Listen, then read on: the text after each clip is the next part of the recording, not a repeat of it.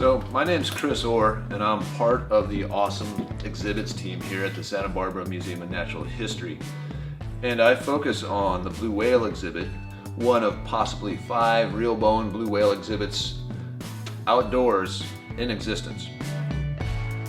Our blue whale exhibit is named Chad, and that comes from our Dreyer family, one of the major funders for this exhibit.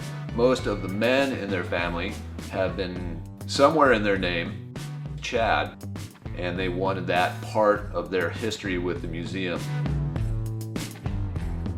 Our blue whale exhibit needs preservation since it's outdoors. Our old process was sending our bones off to an exhibits company, and the materials they used weren't quite right for an outdoor exhibit. So because of our change in temperature, cold, fog, humidity, and our UV, those materials started to break down in our climate, so they didn't last long.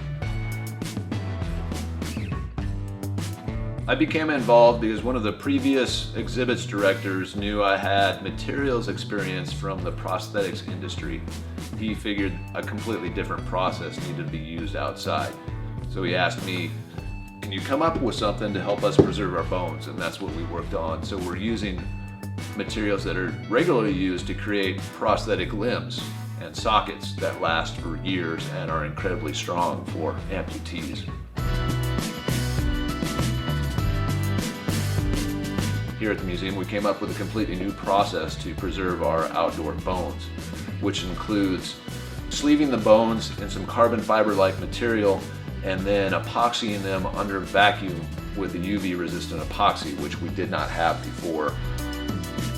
The new materials we have are thousands of times more UV resistant and more burst resistant than the materials that were previously used.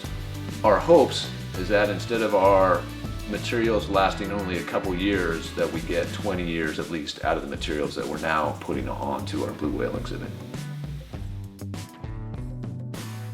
Our skeleton is interesting because of its size. So our ribs range in size from 6 feet long to 12 feet long, which makes this process of preserving them quite difficult. Heavy bones to move, have to be careful.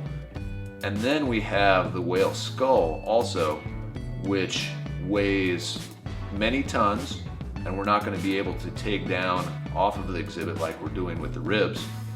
And we're going to have to come up with a separate process to do the preservation on that.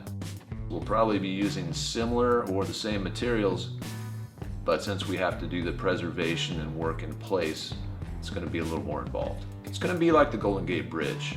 It's going to take a while because of the surface area of that skull is so big, and to get our materials to dry to be able to move on to the next section is also going to take time.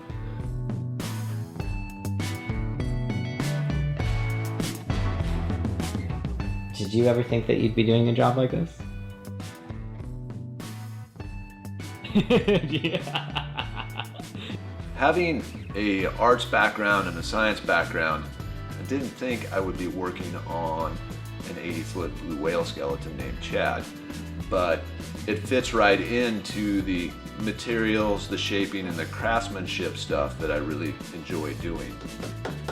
There are some pretty good emotions involved with the blue whale exhibit, especially when I go out front and the kids and the families are around and they're like, look at that dinosaur. And I'm like, well, it's actually not a dinosaur. This is a blue whale, one of the largest mammals that's ever lived. And the little kids are awesome, and they come over and they touch the bones, and the parents are very particular. Don't climb on it, but just appreciate that. And the kids kind of look up in awe. And then they ask what I'm doing, and we talk about some of the preservation work, and they're always like, thank you for taking care of this awesome exhibit. When I get that sort of input from our families and kids, I have a lot of ownership and stewardship, and then there's also some pride for the museum because we have this awesome blue whale exhibit out in front of the museum.